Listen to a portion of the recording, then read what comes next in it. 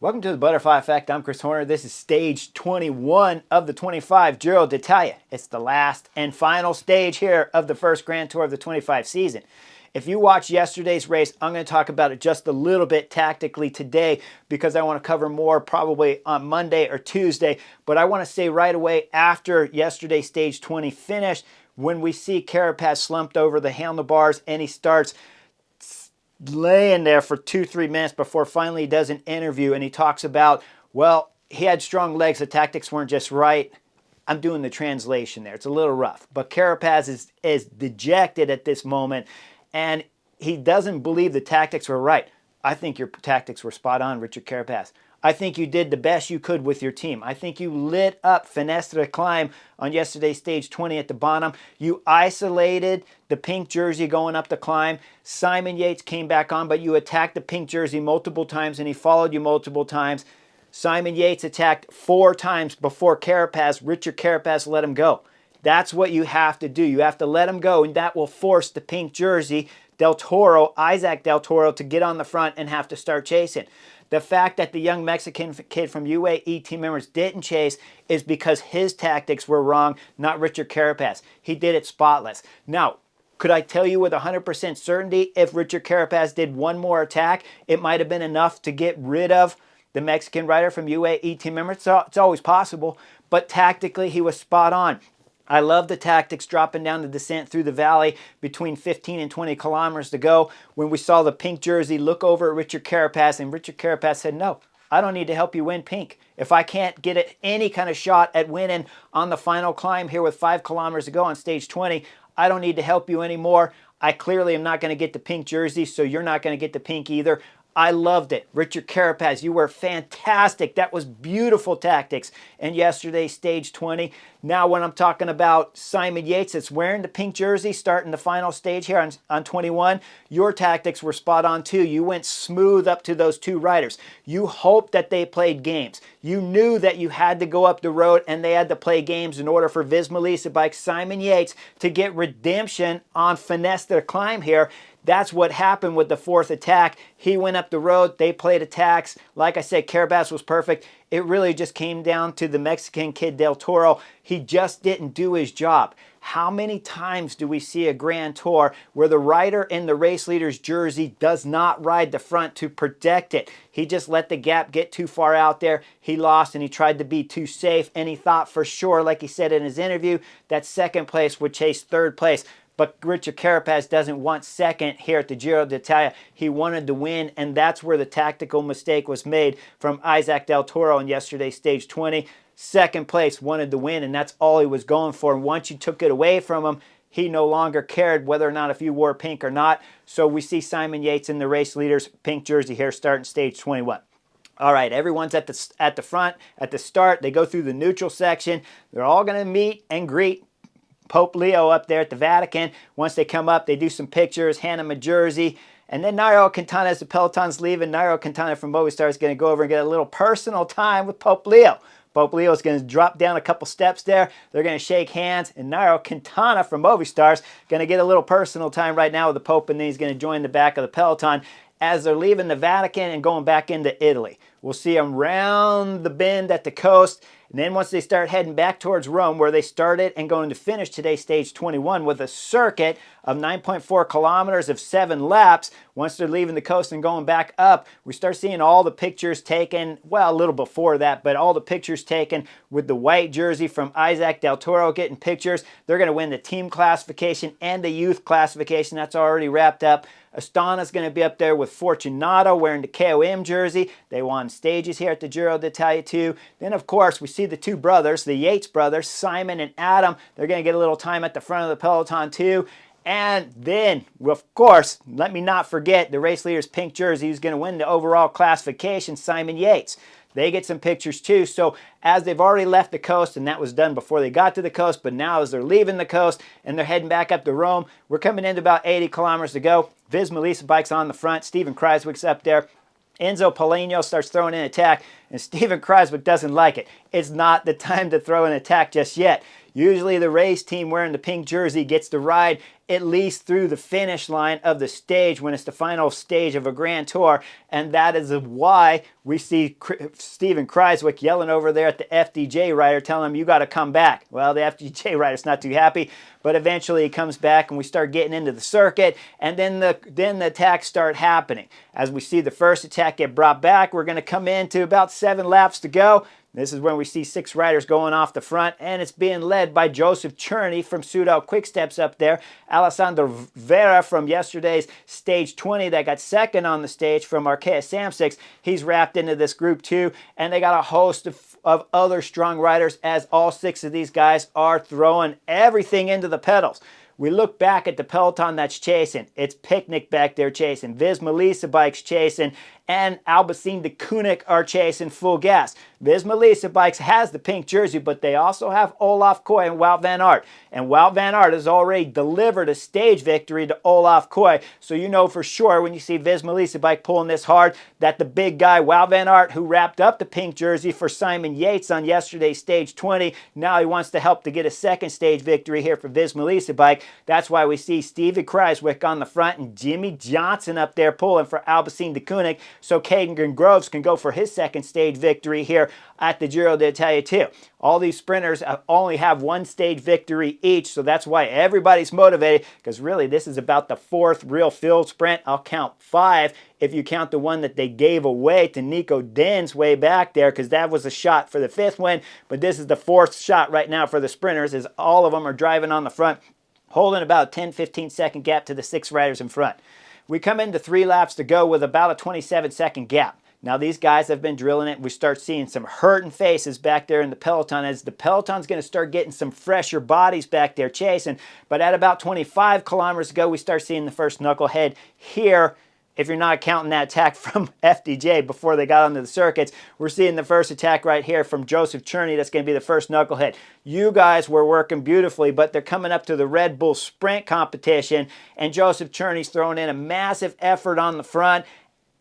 Michael Hepburn's in second place trying to get some sprint points here too for whatever reason. Red Bull sprint points. They just want some cash prize money to go home with, I guess. This is a ridiculous tactic. They were doing a magnificent job, and you'll see it's a bike throw where Michael Hepburn wins the Red Bull sprint competition and Joseph Cherney gets second. But when we look at the back of this group, that was 6. Now it's 5 because Polti Pietrobone is getting dropped out the back of the group right now. And Joseph Cherney's trying to go solo. Enzo Paulinho is throwing in massive efforts on the pedal with 3 guys on his wheel as Cherney's still up there trying to go solo. What are you doing? It's 3 laps to go, 25 kilometers to go. You just dropped Pietrobone, and you guys had a 29-second gap at that moment. Enzo Paulinho, he can't quite close the gap, and Michael Hepburn has to come to the front and close it. Now we got 5 guys at the front, but you look back, they got a fresh team pulling on the front. AG2R is drilling it. Look at it, single file line back there, and already they've lost 10 seconds from the knucklehead attack from Joseph Cherney from Soudal Quickstep. Now with only 5 guys up there, they're coming up to the 2 laps to go. Just before, a few hundred meters before that, Michael Hepburn falls off the back from the effort. I hope that money for the Red Bull sprint competition was worth it, because you guys just lost 20 seconds and AG2R drilling it. Now there's 4 guys at the front. We go through the second lap line, start-finish line here, and with 4 guys up there drilling it, holding a 10-second gap. AG2R back there, they're getting some help from Q36.5, and then Marcelucci drops from the group in front. Now we're down to 3 riders. 3 riders that are hurting, and the gap's at about 7 seconds. You know these guys are going to get caught for sure. As we see Alessandro Vera drop. Now that leaves 2 guys up in front. Enzo Paulinho and Cherney up there driving it hard with 1 lap to go, and the peloton's hot on their heels. We go into a little bump. Cherney throws in an acceleration. Look at the suffering Enzo Paulinho's doing right here as he just blows apart. We're talking about 8.5 kilometers to go. Cherney's going solo right now. He looks back over his shoulder. He sees Enzo Paulinho blowing, but he knows VISMA Lisa Bike's back there driving it with Alpecin de Koenig on the front now, chasing full gas. Alpecin de Koenig's got 3 guys. They're going to wrap up Joseph Cherney with about 6 kilometers to go. The first guy on the front for Alpecin de Koenig is Plowright.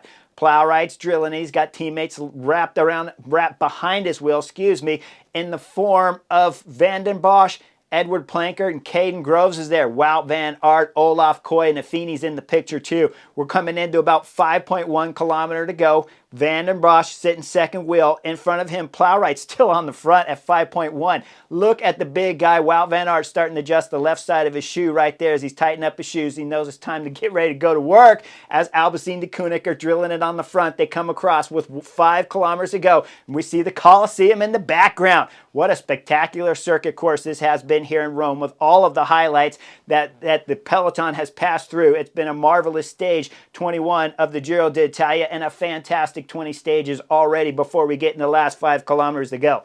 Now, as we reach 5K, it starts getting a little bit nervous. We see the peloton start getting a little wide, and it's Mads Pedersen coming up from the right side for Lidl Trek. But he's solo. He's got no teammates' help. He doesn't have anyone here helping him out with 5 kilometers to go. So Mads Pedersen's going to have to start becoming a mercenary up here and doing whatever he can to put himself in the right position.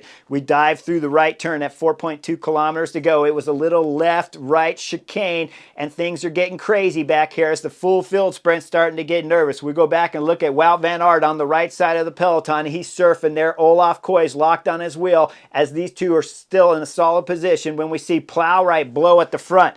Once he blows at the front, it goes a little bit curb to curb at this moment.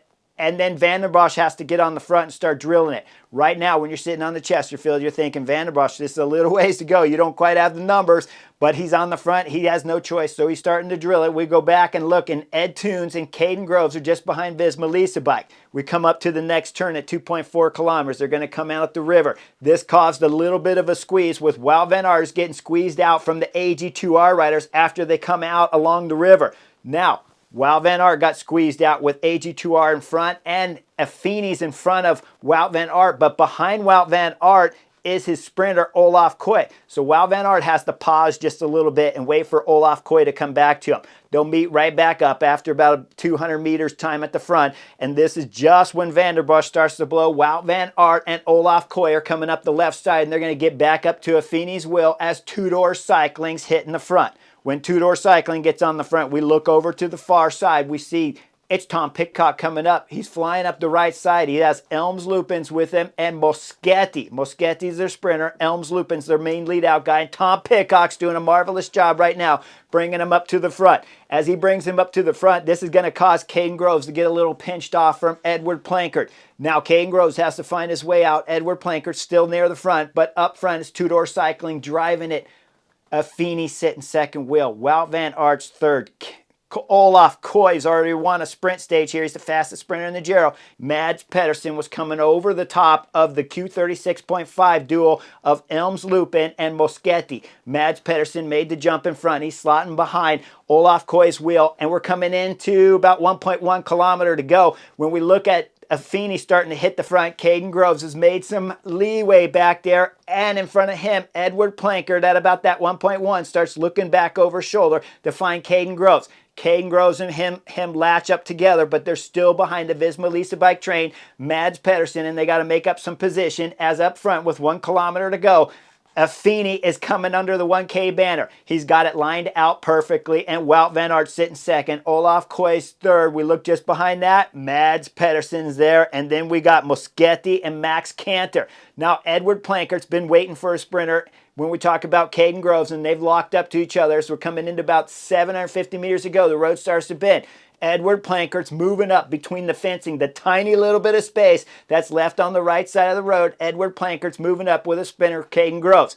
As we come into about 600 meters to go, Edward Plankert's up side by side with Wout Van Aert with Caden Groves on his wheel. Now Edward Plankert's going to back off the throttle just a little bit as we see him side by side with Mads Pedersen. He's hoping that Caden Groves can get onto the Lidl Trek rider's wheel as he's holding and blocking the wind right now, but up against the fence. We exit out with about 450 meters to go. It was a fantastic long right bend. But when they exit, they got a left turn coming up. That's a chicane that'll lead us into 300 meters to go. That's uphill to the finish. As we look up front, Wout Van Aert still sitting second position. Affini still leading into this left turn. He goes hard in the left. Olaf Koy still sitting third. And behind him, Mads Pedersen. As they go through the wide chicane, if you want to call it a chicane, it's kind of wide, really wide road, shooting through it straight. They're going to come out with about 325 meters to go. Affini's going to blow. As he blows, Wout Van Aert has to jump on the front. This is perfect timing up. Feeney, you were money, taking it from 1.2, now dropping off. Wout Van Aert at about 350 meters to go. Once Wout Van Aert starts his acceleration, coming up the bump, now we know Olaf Koi's in a perfect position. We look at the first attack that's happening here amongst the best sprinters of the Giro d'Italia with 250 meters to go. Moschetti starts his attack from just behind Caden Groves' wheel. He jumps off to the right. He starts a quick acceleration. Quickly past Caden Groves, quickly past Mads Pedersen. He's coming up to the back wheel there. Olaf Koy starts a quick acceleration off of Wout Van Aert, the big guy who did a magnificent lead out. He stays in his line. Olaf Koy moved over to the right side, started his acceleration.